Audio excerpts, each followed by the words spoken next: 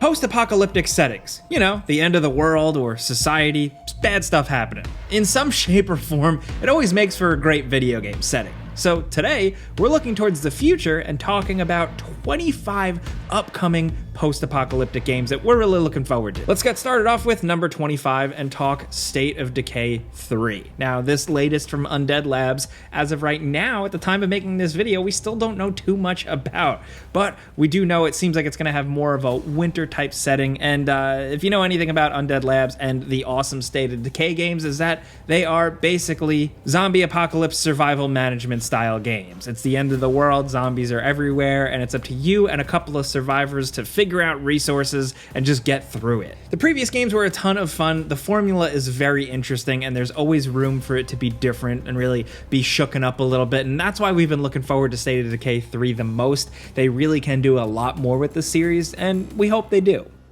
Now, next over at number 24, we have Kingdom the Blood. Don't let this one blow you away too much, but I mean, graphics, combat-wise, it does look pretty awesome. Believe it or not, this is actually based on a popular Korean TV series, and it's essentially you in ancient Korea that is zombie infested. Don't know anything about the show, but judging from the game, looking at it here, it looks like an absolute hellhole. This just looks like a potentially fun, satisfying, Souls-inspired game. Next over at number 23, we have Transformers Reactivate. This thing was announced with a big splashy CGI trailer, and that's all we really know about it. We do know it's going to be like kind of a multiplayer focused game, but the setup is really cool. It's essentially you, a bunch of humans on Earth, but you already lost. The bad guys won. They're in control, and it's up to you, like a small scrappy band, to take them down. And how do you do that? You dig up and salvage and repair and bring back to life some old Autobots that apparently died in some war on Earth. So it's you, kind of a ragtag group of kind of future Terminator style soldiers with seemingly a bunch of cool Transformers. It's a really cool concept. I am about that. We really hope they can capitalize on that concept, and hopefully we'll see more because there might be a beta coming in 2023. Next over at number 22, we have Pragmata. This is Capcom's take on kind of a weird, cerebral, post-apocalyptic, trippy adventure. Some would say it almost looks a little Death Stranding-like. And from what we have seen, mostly it's just graphics. Like, it seems like it's going to be a really powerful-looking game, from the graphical elements to the actual visual design here. Apparently, a lot of this is going to deal with like a future dystopian world on the moon. And to be honest, Capcom announced this one, and then it went totally dark. It looks like action-adventure. You might be exploring abandoned cities, and we just hope it's cool. Capcom's been putting out a lot of bangers lately, and we hope this one eventually is one of them. Now, next over at number 21, we have Stalker 2, Heart of Chernobyl. We've talked about this one to death at this point. This game has been in the works for a long time, and it is the follow-up to the classic beloved PC franchise, where you are very much surviving in a post-apocalyptic landscape. You're going to be scrounging for supplies across these irradiated lands, fighting off against other bandits, but also dealing with some mysterious unknown entities and using your wits. This game looks absolutely incredible. If it's anything as big of a game changer as the original ones were on PC, we're all in. Next over at number 20, we have Crysis 4. Yeah, we don't really know anything too much about Crysis 4 yet, but it's safe to say that it's going to take place in a post-apocalyptic setting, especially if they continue after 3. Who knows what they're going to do, but Crysis 2 and 3 were both in a pretty post-apocalyptic setting after the aliens came and screwed everything up, so we're hoping they continue that trend. Next over at number 19, we have Showa, American Story. This is quite a strange one, and I'm still not convinced this is an actual real game, but the concept is absolutely awesome. Essentially, it's an action-adventure game where you're this badass chick with a motorcycle journeying across the United States using swords and guns. The thing is, though, is that this is like a futuristic America where apparently, like, Japan has actually taken over a lot of it, like, bought it out economically, but something bad goes down, some sort of cataclysmic event where it's basically a zombie apocalypse. So everybody's dead, it's just you on this adventure and a bunch of zombies in your way. Seems pretty wild, seems over the top, and we hope it's as good as the concept sounds. Next, over at number 18, we have Arc Raiders. This is a third-person PvPvE extraction shooter. Now, we've seen a lot of those, of course, but this one just has a really, really incredible looking setting. This is a futuristic Earth that has been absolutely decimated by these mechanized bad guy threats, dubbed specifically ARC, or ARC. And this invasion, this takeover apparently happened a decade ago, so the world is pretty ravaged. So with that stage set, it seems like it's going to be up to you and up to 3 other players to jump in and start looting and shooting. As of right now, Arc Raiders is just slated as coming soon, but we're hoping we see more of it soon. Next, over at number 17, we have Stellar Blade. You may have seen this one thanks to the really thrilling combat and graphics, and believe it or not, it takes place in a post-apocalyptic future where humanity is apparently driven away from Earth after they got their asses kicked in a war with some aliens that invaded them. That works for me. Any excuse to use a cool sword and do some cool combat, I'm in.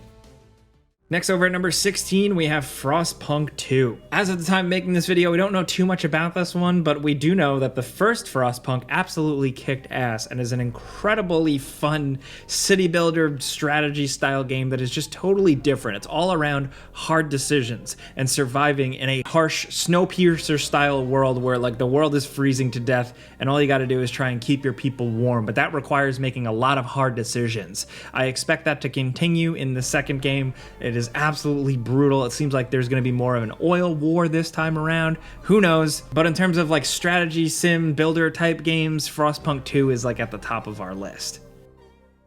Next, over at number 15, there's a new Terminator game that's pretty early in the works, and as of right now, it's just billed the Terminator Survival Project, and essentially it's taking from what developer-publisher Nacon did with their previous Terminator game that they kind of got right. Terminator Resistance did some interesting things, and now they're going for a kind of open-world survival-style game in the Terminator post-apocalypse, seemingly taking place not too long after Judgment Day, which is pretty interesting. This one's probably a ways off, but knowing how they did a fairly decent job and at least understood the Terminator franchise with the previous Terminator Resistance, we're hopeful.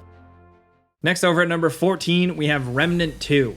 You may or may not remember, but this is the sequel to Remnant from the Ashes. And this time around, things are getting a lot more wild, where you're like the last survivors of humanity fighting off against all these crazy over-the-top monsters. You're going to be running and gunning in these scenarios either alone or with some players cooperatively, and the first game was really, really underrated. It's like ranged and melee combat. It's a really fun third-person hybrid, and playing it with friends was a blast. These games kind of build themselves on a lot of replayability, so expect a lot of cool post-apocalyptic monster slaying. Next, over at number 13, we have the really creative Outbreak Island. Here you're stuck on this remote island where this whole outbreak thing essentially brings to life a bunch of creepy monsters and zombies every night. So it's up to you to build up your base, prepare, and fight off the monsters. It is fully open world because you're on this massive island that is suffering from this outbreak, and you're gonna scrounge up stuff to really survive, but it's got more of a survival horror vibe to it than a just regular old survival game, and that's why we've been interested. As of right now, it's slated for 2023, and we hope to see more from it soon. Next, over at number 12, we have Once Human. This is a multiplayer open world survival game, and it seems incredibly ambitious. It's like in this weird post-apocalyptic future land filled with monsters. And despite the pretty eerie, beautiful landscapes, these monsters, in stark contrast, can be pretty horrific looking. There is apparently going to be some story and some secrets to uncover, and it's up to you to survive, build out territories, craft, and just be badass and kill monsters either alone or with friends. Just looking at it, it does seem like a very big, ambitious third-person shooter, almost kind of like a weird post-apocalyptic Stranger Things zombie division. And if they can pull that off, seemingly slated for Q4 2023, we'd love to see it. Next, over at number 11, we have Synced Off Planet. This is a sci-fi shooter in a world that has been taken over by seemingly nanomachines. Essentially, like these creature-like things have been born out of nanomachines that humanity really embraced, but then there was this whole big collapse and they've taken over. So it's up to you in third person to run and gun against all these creatures and scientific monsters, but also use cool nanomachine tech yourself, like gliding and flying around, powerful blasts, even kind of like hoverboarding. It seems pretty sweet. When this was first revealed, I thought it looked a little corny, but now as the project has gone on, I'm curious to see what this really is. Next, over at number 10, we have Ghostrunner 2. This is the follow-up to the criminally underrated, super awesome Ghostrunner that released in 2020, and that took place in a kind of post-apocalyptic cyberpunk world, and it seems like the sequel is going to be doing the same, but with even more fast-paced, wall-running, jumping, cool combat action, and seemingly a motorcycle this time around, which, sign me up for that. Running, grappling, jumping, air dashing, and also riding a motorcycle through abandoned city streets, like crumbling, like it just seems pretty awesome. The first one was great, hopefully this one's great, and it's releasing sometime in 2023. Next, over at number 9, we have Ashfall. This is a post-apocalyptic shooter MMORPG with some pretty big ambitions. This is in a world where artificial intelligence started a war with humanity and launched nuclear weapons. We've heard that many times before, but the setting here actually looks a little bit more Fallout-like, but it goes like way further. Like it's this big, weird, desolate looking world with giant worms, humanoid monster creatures, secret vaults underground, and all types of strange post-apocalyptic industrial looking elements. You can loot and shoot alone or with friends. Like I said, it's an MMORPG, so it seems like it's going to be pretty big. It's being developed and published by NetEase, and we're going to see more from it hopefully Q3 2024.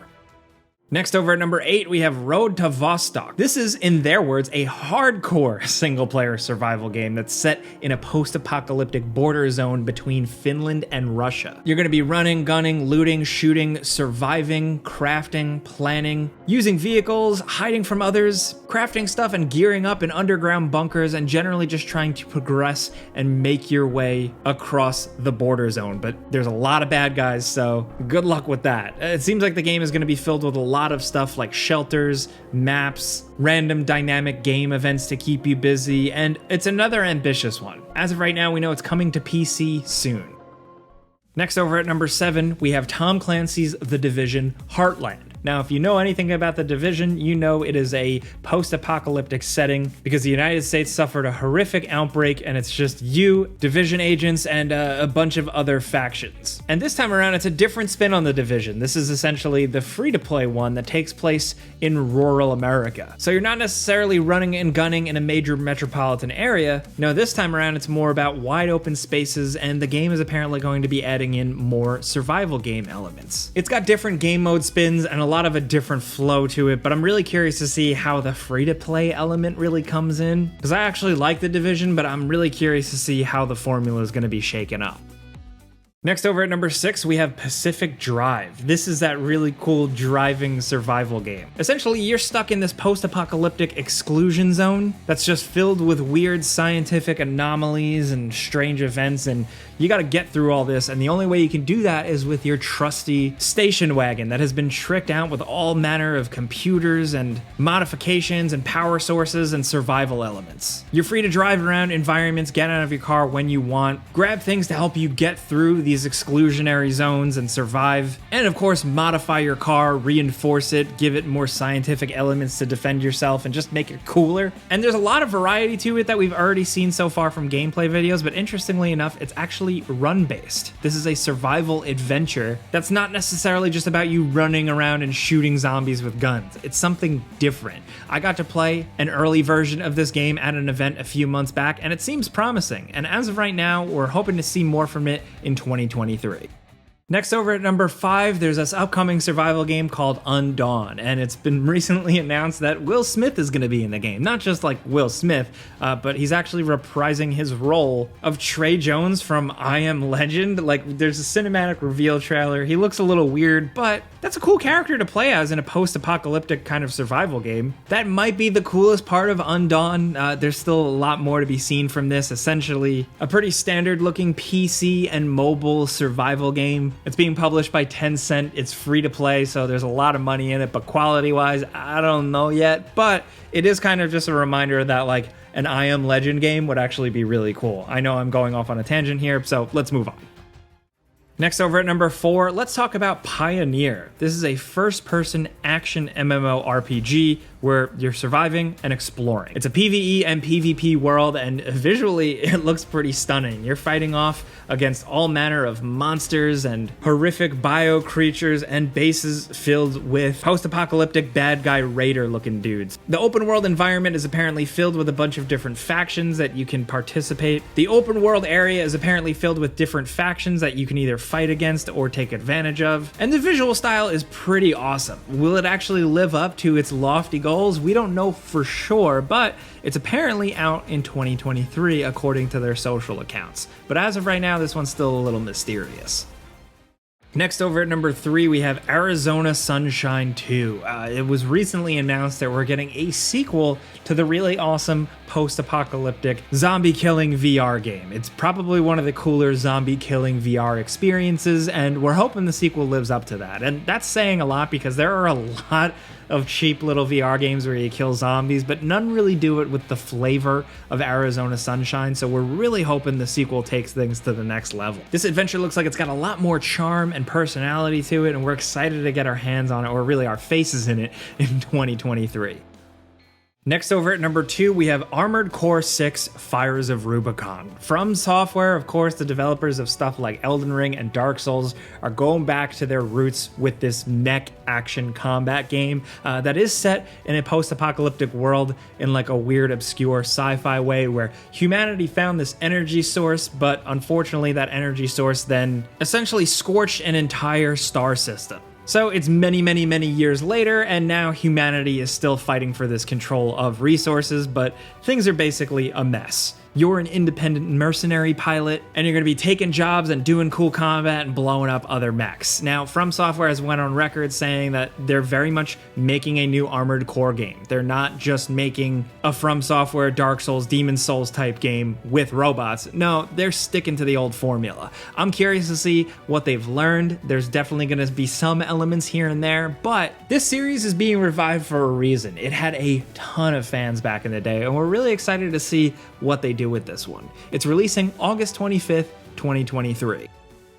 Next, over at number 1, we have Death Stranding 2. Yes, Hideo Kojima and Kojima Productions' game is getting a sequel, and we don't really know too much about it so far. We see an older Sam. It seems like some characters are returning and possibly having a stronger role this time around, but all we can really highlight is that if we're talking about post-apocalyptic games, the original Death Stranding had a really, really unique spin on a post-apocalyptic setting. It was lonely, it was desolate, it was strange. Humanity was mostly living underground. The world was filled with these weird ghosts. The rain, if it gets on your skin, can age you. Like, I'm being a little ridiculous. There's a lot to it, and some of it's actually pretty smart and interesting. So we're excited to see how these concepts work into a sequel. As of right now, we don't know too much more about it other than that it's Death Stranding 2, working title, and maybe we'll see more of it in 2024. But hey guys, those are some post-apocalyptic set games that we're looking forward to in the near future and beyond. Of course, every game is a different level of post-apocalypticness, and everybody has their setting preferences, so let us know in the comments what you think about these games, and if you got any more you'd like to add, hit us up. If you like this video and just like talking about games with us every single day, clicking the like button helps us out. But as always, thanks for watching, and we'll see you guys next time.